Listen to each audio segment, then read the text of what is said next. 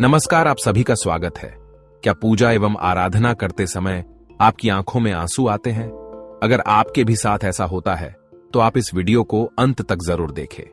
आज हम आपको बताएंगे आखिर ऐसा क्यों होता है।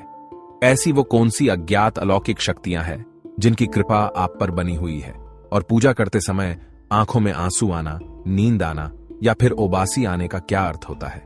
जब आप पूजा करने बैठते हैं अथवा ईश्वर का ध्यान करने बैठ जाते हैं तो आपकी आत्मा का कनेक्शन ईश्वर के साथ होता है। ईश्वर सर्वव्यापी है, समस्त सजीव और निर्जीव वस्तुओं में उनका ही वास है। इसी कारण जब भी पूजा पाठ करते समय आपके साथ कुछ विचित्र घटनाएं घटती हैं तो इसका अर्थ यह है कि ईश्वर आपको कुछ संकेत देने की कोशिश कर रहे हैं।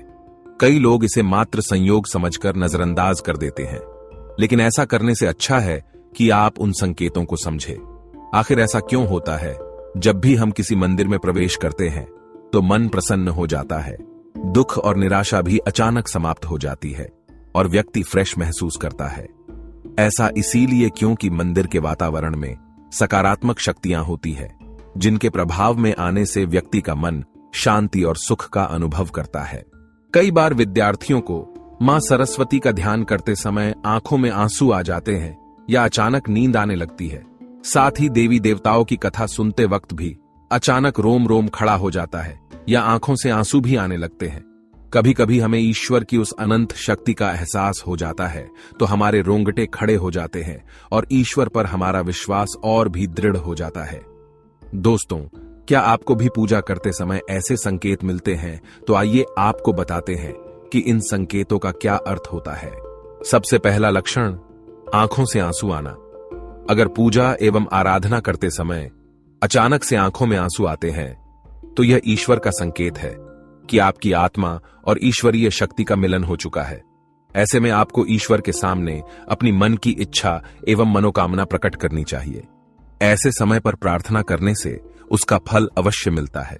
कई लोग इसे मात्र एक संयोग समझकर इसे भूल जाते हैं और ध्यान मग्न रहते हैं, परंतु यही सर्वोत्तम समय होता है ईश्वर से कुछ मांगने का, क्योंकि इस समय पर आप उस अवस्था में पहुंच जाते हैं जब ईश्वर आपके मन की बात सुन रहे होते हैं।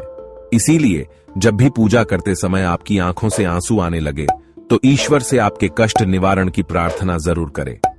आपकी मनोकामना अवश्य पूर्ण होगी। साथ ही इसका यह भी कारण माना जाता है कि आपके अंतर्मन की बुराई की सफाई हो रही है और आपका अंतकरण शुद्ध हो रहा है। दूसरा संकेत है धूप बत्ती का धुआं। यदि आप पूजा करते हुए यह देखते हैं कि आपके द्वारा लगाई गई अगरबत्ती एवं धूप बत्ती का धुआं आपके इष्ट देव की प्रतिमा की ओर जा रहा है तो इसका अर्थ यह है कि आपकी पूजा को ईश्वर ने स्वीकार कर लिया है और आपके इष्ट देव आपकी भक्ति से प्रसन्न है। तीसरा संकेत, जलाई हुई ज्योत बढ़ जाए। दोस्तों, अग्नि पंच तत्वों में से एक है। इसमें भगवान भोलेनाथ का वास है। अगर आप पूजा कर रहे हैं और आपके सामने रखी हुई दीपक या आरती की ज्योत बढ़ जाए तो यह एक ईश्वर का संकेत है कि वे आपकी पूजा और सच्ची भक्ति से प्रसन्न है। ऐसे समय पर हमें ईश्वर से प्रार्थना करनी चाहिए और अपनी मनोकामना बतानी चाहिए। चौथा संकेत, द्वार पर गाय का आना। भगवान शिव और श्री कृष्ण की आरती एवं पूजा के समय अगर द्वार पर गाय आती है तो यह बड़ा ही शुभ संकेत माना गया है।